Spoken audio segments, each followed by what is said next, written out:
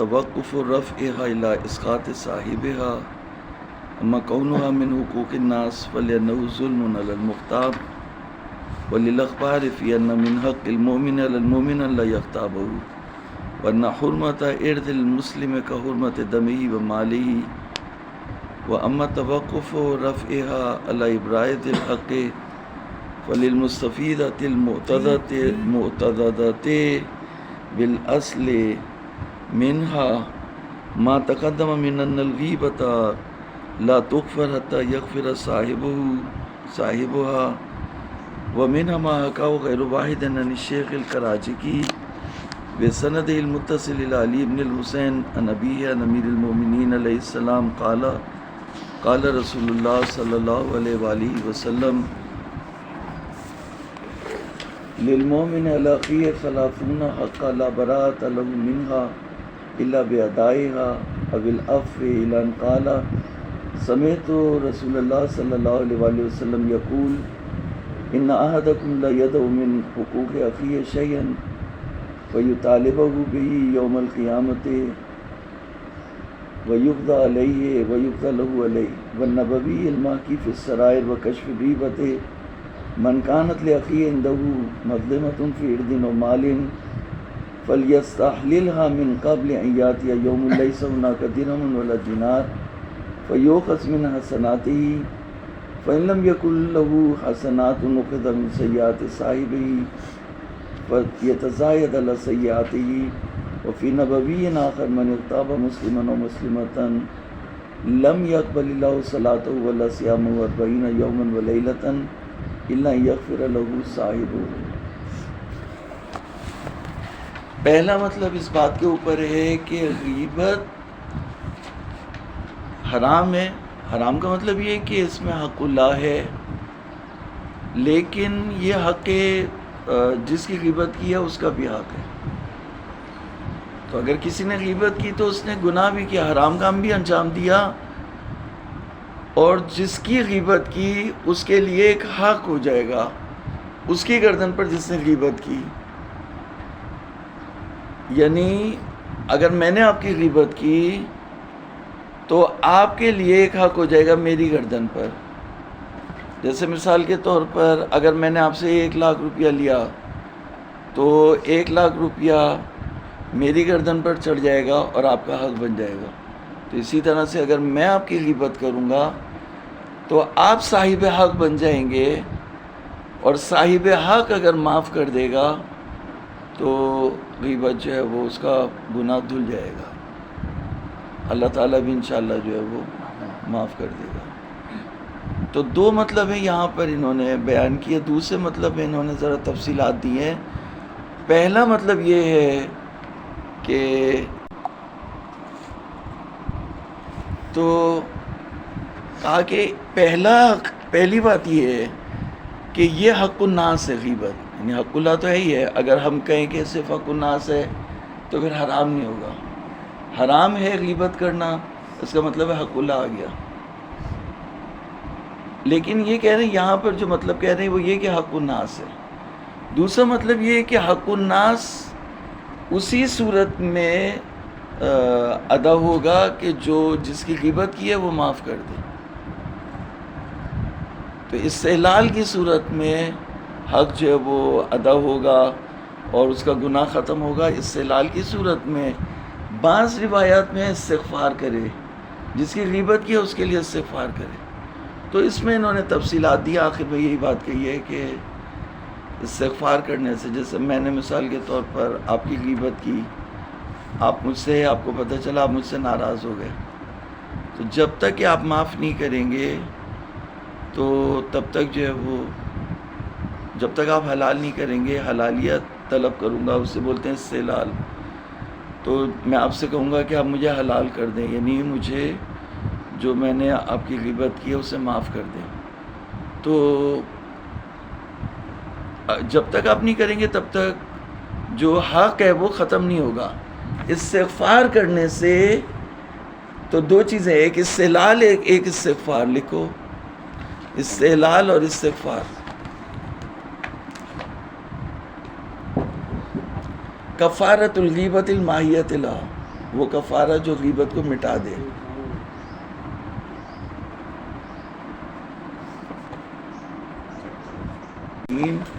افسانی فی کفارت الغیبت الماہیت غیبت کے کفارے میں جو غیبت کو مٹا دے. وہ مقتضی کونیا من حقوق الناس، یعنی اس کا مقتضی کہ یہ حقوق الناس میں سے ہے. اس کا مقتضی یہ ہے کہ توقف و رفعہا الی اسقاط صاحبہا، یعنی اس کا رفع کرنا متوقف ہو کہ صاحب کو جو ہے وہ کیا کرے، الی اسقاط صاحبہا، یعنی صاحب جو ہے وہ اس حق کو ساقط کر دے. جیسے مثال کے طور پر آپ کو مجھ سے 1,00,000 روپے لینے ہیں، آپ کہیں میں معاف کرتا ہوں، میں ساقط کرتا ہوں، ابراء الذمہ کرتا ہوں. تو ابراء کہتے ہیں اسے بھی، ابراء تو تبرئۃ الذمت ہی یا ابراء یا اسقاط و حق ہی، اپنے حق کو ساقط کرے. تو جب تک صاحب اپنے حق کو ساقط نہیں کرے گا وہ حق رہے گا. جیسے مثال کے طور پر میں نے کسی سبزی والے سے جو ہے وہ 1,000 روپے ادھار کیے، اس کے بعد سبزی والا غائب ہو گیا، 40 سال تک بھی غائب ہو گیا، تو وہ حق رہے گا یا ختم ہو جائے گا؟ حق رہے گا. یہ مسئلہ یہ ہے غیبت میں کہ جو حق ہے وہ رہے گا. جیسے پیسہ اگر کسی کا حق ہو، حق الناس گردن پہ ہو تو وہ رہے گا. قیامت میں مسئلہ جو ہے وہی حق الناس والا شعبہ بڑی خرابی کرے گا، اٹک جائیں گے لوگ. اما کونہ من حقوق الناس فلأنہ ظلم علی المختار، بھائی سیدھی سیدھی بات ہے، حدیث کی ضرورت ہی نہیں ہے. آپ یہ دیکھیں کہ آپ جب کسی کی غیبت کر رہے ہیں تو آپ ظلم کر رہے ہیں اس کے اوپر، اس کی عزت اچھال رہے ہیں، آپ اس کو بے عزت کر رہے ہیں، لوگوں کے درمیان اس کی برائیاں پھیلا رہے ہیں.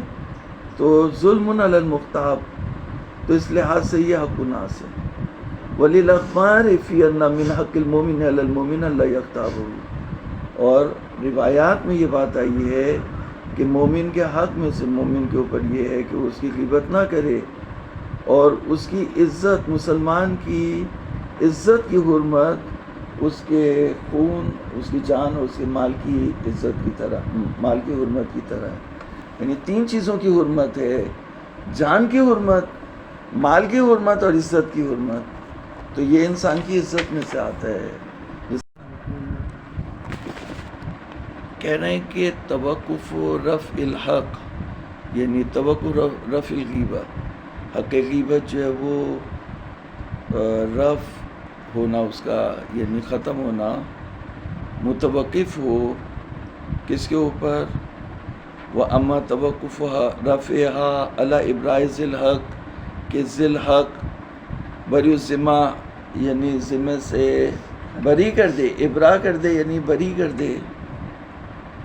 فَلِلْمُسْتَفِيضَةِ الْمُعْتَزَدَةِ بِالْأَصْلِ، یعنی وہ مستفیضہ، یعنی وہ روایات جو تواتر تک نہیں پہنچتی لیکن مستفیض اس سے فاضح تک ہیں، اور ان کی تائید، ان کی کمر مضبوط کی اصل نے. اصل یہ کہتی ہے جب ایک حق ہے تو وہ اصل یہ ہے کہ باقی رہے. استغفار سے ہمیں شک ہے کہ استغفار سے وہ حق ختم ہوگا یا نہیں ہوگا، تو اصل یہ کہ باقی رہے گا. فَلِلْمُسْتَفِيضَةِ الْمُعْتَزَدَةِ بِالْأَصْلِ مِنْهَا مَا تَقَدَّمَ مِنْ أَنَّ الْغِيبَةَ لَا تُغْفَرُ حَتَّى يَغْفِرَ صَاحِبُهَا، غیبت معاف نہیں کی جاتی یہاں تک کہ اس کا صاحب معاف کر دے. وَمِنْهَا مَا حَكَاهُ غیر واحد عن الشیخ الکراجکی بسند المتصل الى علی بن الحسین نبی امیر المومنین علیہ السلام قال قال رسول اللہ صلی اللہ علیہ وآلہ وسلم للمومن علی اخیہ 30 حقا لا براءۃ له منها الا بادائها او العفو لن قال سمعت رسول اللہ صلی اللہ علیہ وآلہ وسلم یقول ان احدکم لیدع من حقوق اخیہ شیئا فیطالبہ به یوم القیامۃ وَيُقْضَى لَهُ عَلَيْهِ.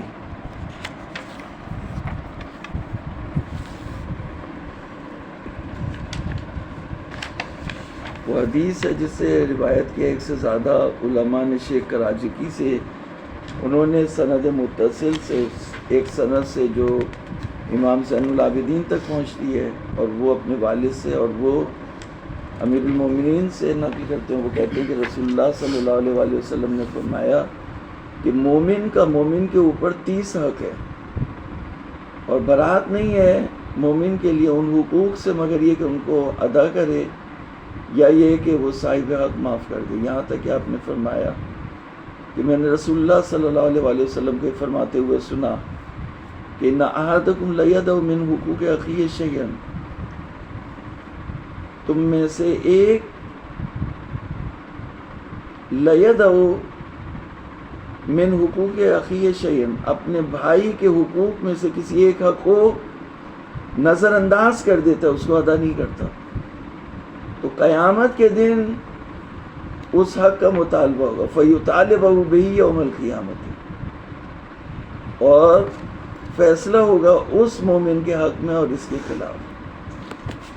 وَيُقْضَى لَهُ عَلَيْهِ، يُقْضَى لَهُ یعنی اس کے حق میں فیصلہ ہوگا، علیہ یعنی اس کے خلاف. وَالنَّبَوِيُّ الْمَحْكِي فِي السَّرَائِرِ وَكَشْفِ الرِّيبَةِ مَنْ كَانَتْ لِأَخِيهِ عِنْدَهُ مَظْلِمَةٌ فِي عِرْضٍ أَوْ مَالٍ فَلْيَسْتَحْلِلْهَا من قبل ان یأتی یوم لیس ہناک درہم ولا دینار فیؤخذ من حسناتہ. کشف الریبہ میں یہ کہا کہ اگر کسی کے لیے اس کے بھائی کے پاس من کانت لأخیہ عندہ مظلمہ، یعنی اگر کسی نے کسی بھائی کی نسبت سے ظلم کر رکھا ہے، اس کی عزت میں، اس کا مال میں مال کھا رکھا ہے، جیسے بھائی ہے وہ بہنوں کا حق دبائے ہوئے نہیں دے رہا، تو من کانت لأخیہ عندہ مظلمہ فی عرض و مال فلیستحللھا، تو یہ اس سے حلالیت طلب کرے. تو اب یہ مرنے کے قریب ہے اور ادا نہیں کر سکتا ابھی، تو مرنے سے پہلے کیا کرے گا؟ بہنوں کو بلائے گا اور ان سے حلالیت طلب کرے گا اس سے پہلے کہ وہ دن آ جائے. من قبل ان یاتی یوم، جہاں نہ درہم ہے نہ دینار ہے، بس اس شخص کی نیکیوں کو لیا جائے گا اور لے کے اس کی بہنوں کے نام اعمال میں ڈال دیا جائے گا.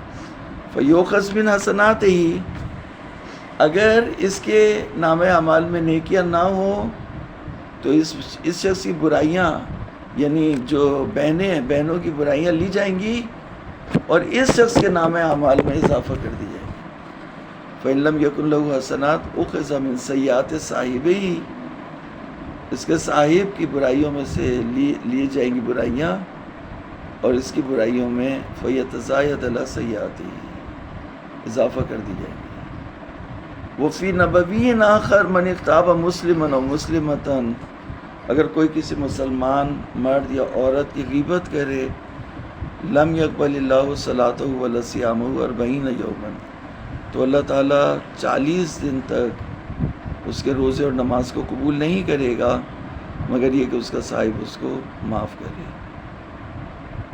دعائے 9 والثلاثون من ادعیۃ الصحیفۃ السجادیہ و دعاء یوم الاثنین من ملحقاتها ما يدل على هذا المعنى ايضا ولا فرق في مقتضى الاصل والاخبار بین التمکن من الوصول الى صاحبه وتعذره لان تعذر البراءة لا يوجب سقوط الحق كما في غیر هذا المقام. کہہ رہے ہیں کہ امام زین العابدین سے منسوب صحیفہ سجادیہ کی 39ویں دعا ہے 39 9 والثلاثون من ادعیۃ الصحیفۃ السجادیہ، اور پیر کے دن کی جو آج کا دن یوم الاثنین کی دعا ہے، من ملحقاتہا جو اس کے ملحقات میں سے ہے، جو اس معنی کے اوپر دلالت کر رہے ہیں، اور کہہ رہے ہیں کہ مختصر اصل اور اخبار میں کوئی فرق نہیں ہے کہ جس کی غیبت آپ نے کی ہے اس تک آپ پہنچ سکتے ہیں یا پہنچ نہیں سکتے، حق باقی رہے. ولا فرق فی مقتضى الاصل والاخبار بین التمکن من الوصول الى صاحبه وتعذره لان تعذر البراءة لا يوجب سقوط الحق، اس لیے کہ براءت استحلال کرنا اور اس کے نتیجے میں براءت کا حاصل ہو جانا، کہ اس کا ذمہ بری ہو جائے، اس سے اس حق سے جو اس کی گردن پہ چڑھا ہے. تو یہ برات جو ہے وہ متاثر ہو، محال ہو، یہ موجب نہیں بنتا کہ حق ساقط ہو جائے. لأن تأثر البراءة لا يوجب سقوط الحق كما في غیر هذا المقام. یعنی اگر کسی نے مجھ سے 1000 روپے لینے اور اس کے بعد وہ ناپدید ہو گیا، میں اسے 1000 روپے نہیں پہنچا سکتا، تو حق باقی رہے گا. لیکن روى السکونی عن ابی عبداللہ علیہ السلام عن النبی صلی اللہ علیہ وآلہ وسلم ان کفارۃ الاغتیاب ان تستغفر لمن اغتبته کلما ذکرته. سکونی نے امام جعفر صادق علیہ السلام سے، انہوں نے نبی کریم صلی اللہ علیہ وآلہ وسلم سے حدیث نقل کی کہ غیبت کا کفارہ یہ ہے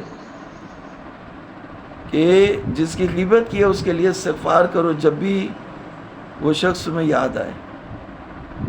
وَلَوْ صَحَّ سَنَدُهُ أَمْكَنَ تَخْصِيصُ الْإِطْلَاقَاتِ الْمُتَقَدِّمَةِ بِهِ فَيَكُونُ الْإِسْتِغْفَارُ طَرِيقًا أَيْضًا إِلَى الْبَرَاءَةِ مَعَ احتمال العدم أيضًا.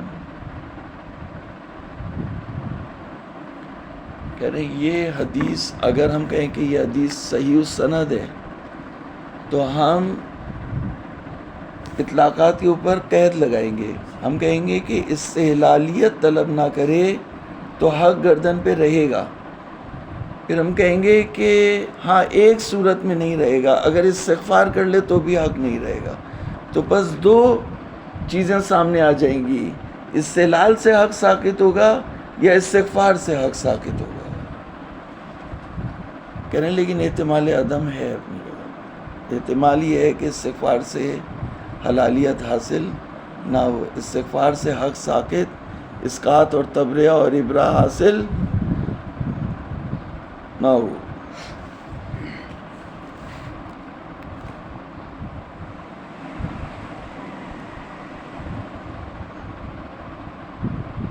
ما احتمال العدم ایسا لأن کون الاستغفار کفارتاً لا يدل على البراءة.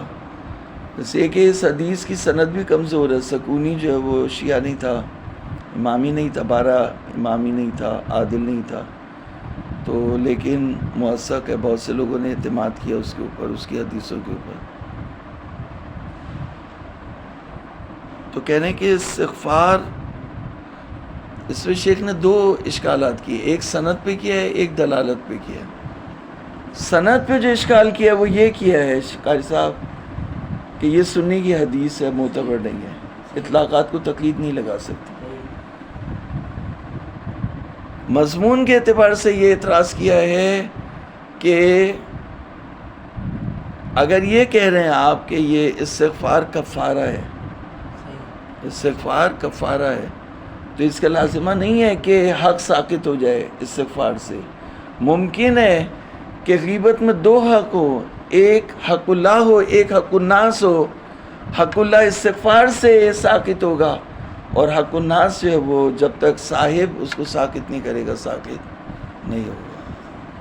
تو اس طرح سے بھی جمع ہو سکتی ہے. تو پھر نتیجہ یہ ہوگا کہ استغفار جو ہے وہ اسقاط حق مسقط حق نہیں ہوگا. ابھی ہم فرض کر رہے ہیں مثال کے طور پر، راضی نہیں ہوگا تب تک جو ہے وہ حق نہیں اترے گا.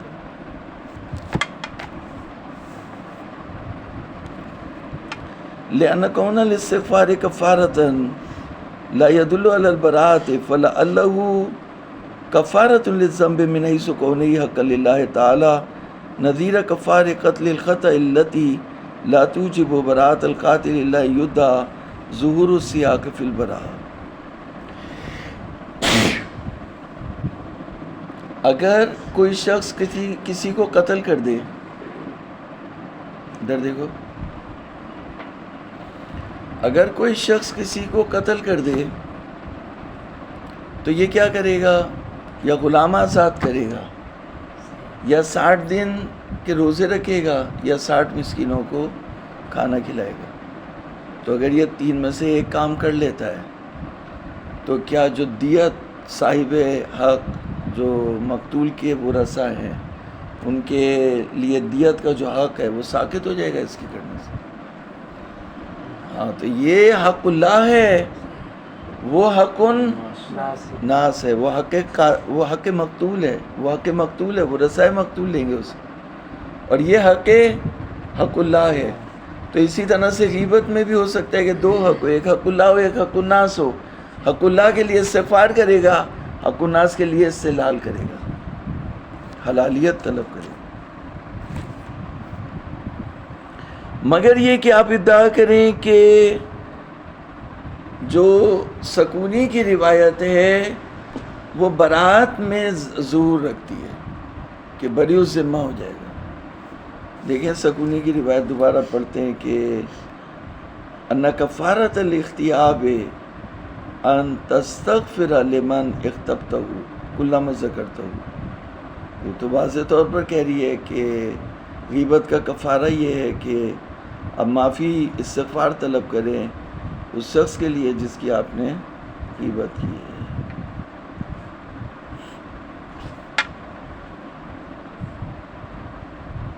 کانا فی کشف ریبت بعد ذکر نبویین الاخیرین المتعارضین، نبویین الاخیرین المتعارضین۔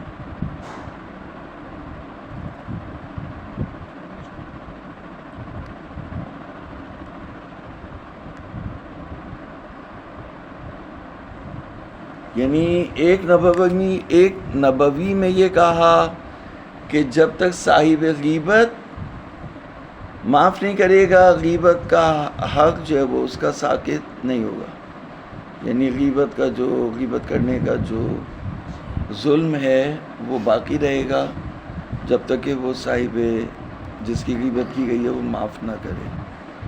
اور دوسری نبوی میں یہ کہا کہ کفارِ غیبت یہ ہے کہ اس کے لیے استغفار طلب کرے۔ تو نتیجہ کیا ہوا؟ کہہ رہے ہیں کہ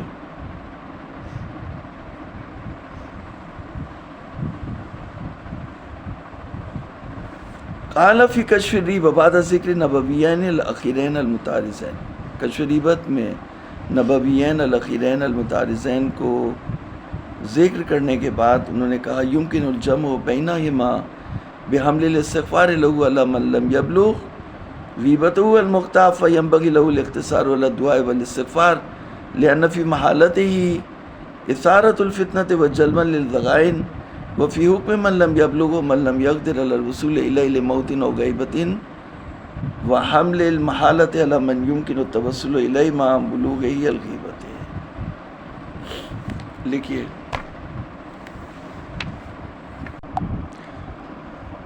قال فی کشف الریبۃ، کشف ریبت میں کہا بعد ذکر نبویین الاخیرین المتعارضین، اس کے بعد کہ انہوں نے دو نبویوں کو جو آخری ہیں جو تعارض کریں، ایک میں کہا کہ جب تک وہ معاف نہیں کرے گا صاحب تب تک وہ حق ساقط نہیں ہوگا، اور دوسری میں کہا استغفار سے ساقط ہوگا، تو یہ تعارض ہے۔ تو کہا کہ یمکن الجمع بینہما، ممکن ہے اس کو اس طرح سے جمع کریں کہ بحمل الاستغفار له علی من لم یبلغ غیبته المغتاب، استغفار والی حدیث کو اس شخص کے اوپر حمل کریں جس کی غیبت مغتاب تک نہیں پہنچی۔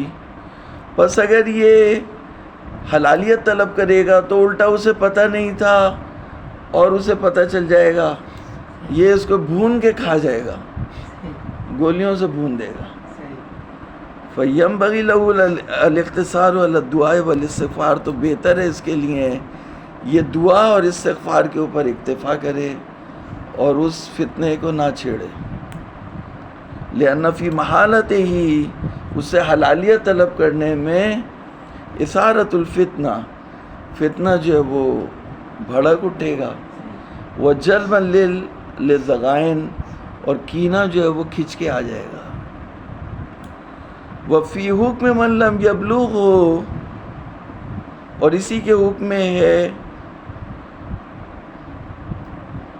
جو نہیں پہنچ سکتا، جس کی غیبت نہیں پہنچی مغتاب تک، اس کے حکم میں فی حکم من لم یبلغ ہو، اس کے حکم میں جس کی غیبت مغتاب تک نہیں پہنچی وہ شخص ہے من لم یقدر علی الوصول الیہ، وہ شخص ہے جو اس تک نہیں پہنچ سکتا لموت او غیبت، یا موت یا غیبت کی وجہ سے جو ہے وہ گمشدگی کی وجہ سے یا موت کی وجہ سے اس تک نہیں پہنچ سکتا. وحمل المحالۃ علی ما یمکن التوسل الیہ ما بلوغہ الغیبۃ. وحمل المحالۃ، اور جہاں پر کہا کہ استحلال طلب کرے اس کو ہم کریں گے اس شخص کے اوپر کہ یمکن التوسل الیہ ما بلوغہ الغیبۃ. اقول ان صح النبوی الاخیر سندا فلا مانع عن العمل به بجعل طریقا الى البراءة مطلقا في مقابل الاستبراء والا تعین طرحه ورجوع الى الاصل واطلاق الاخبار المتقدمه وتعذر الاستبراء ووجود المفسدة فيه لا يوجب وجود مبرر آخر.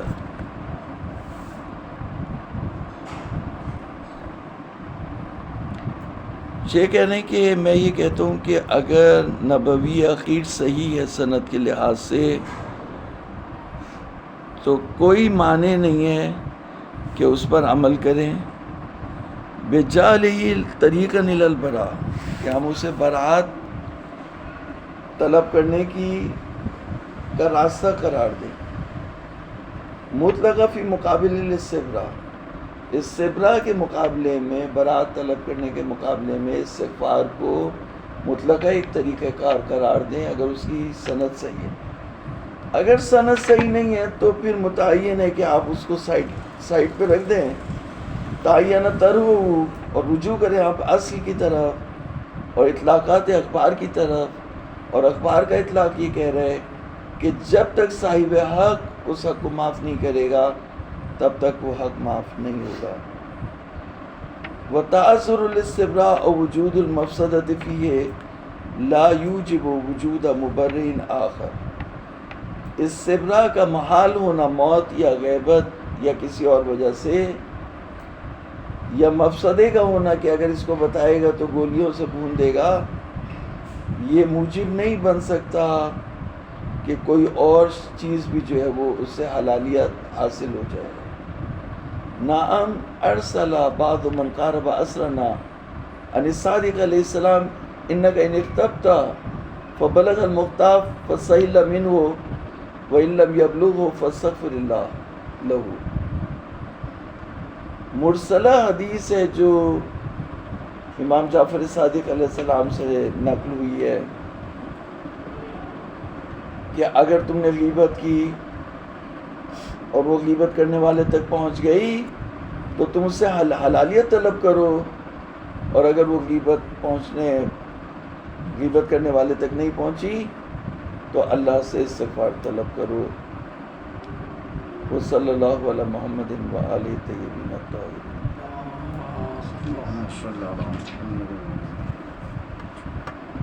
الویت فی الکافی فی باب الظلم عن ابی عبداللہ علیہ السلام قال قال رسول اللہ من ظلم عہدا ففاتہ فلیستغفر اللہ فإنہ کفارۃ اللہ.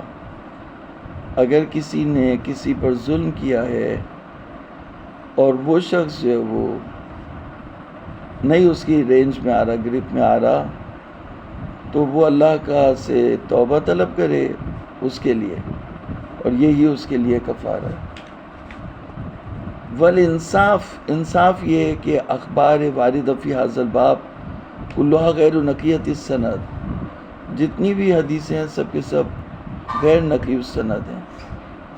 وَأَصَالَةُ الْبَرَاءَةِ تَقْتَضِي عَدَمَ وُجُوبِ الِاسْتِحْلَالِ وَلَا الِاسْتِغْفَارِ وَأَصَالَةُ بَقَاءِ الْحَقِّ الثَّابِتِ لِلْمُغْتَابِ بِالْفَتْحِ عَلَى الْمُغْتَابِ بِالْكَسْرِ تَقْتَضِي عَدَمَ الْخُرُوجِ مِنْهُ إِلَّا بِالِاسْتِحْلَالِ خَاصَّةً لَكِنَّ الْمُثْبِتَ لِكَوْنِ الْغِيبَةِ حَقًّا بِمَعْنَى وُجُوبِ الْبَرَاءَةِ مِنْهُ لَيْسَ لِلْأَخْبَارِ الْغَيْرِ نَقِيَّةِ السَّنَدِ مع أن السند لو كان نقيا كانت الدلالة ضعيفة لذكر حقوق أخرى في الروايات لا قائل بوجوب البراءة منها. ومعنى القضاء يوم القيامة الذي على من عليها المعاملة معه معاملة من لم يراعي حقوق المؤمن لا العقاب عليها كما لا يخفى علم الله هذا الحقوق الثلاثين المذكورة في رواية الكراجكي فالقول بعدم كونه حقا للناس بمعنى وجوب البراءة نظیر الحقوق المالیت لا یخلو عن قوت.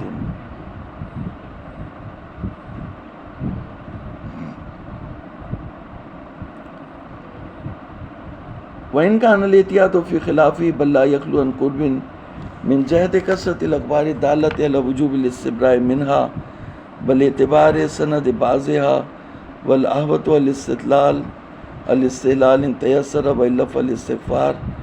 غفر الله لمن اغتبناه ولمن اغتابنا بحق محمد وآله الطاهرين صلوات الله عليهم أجمعين.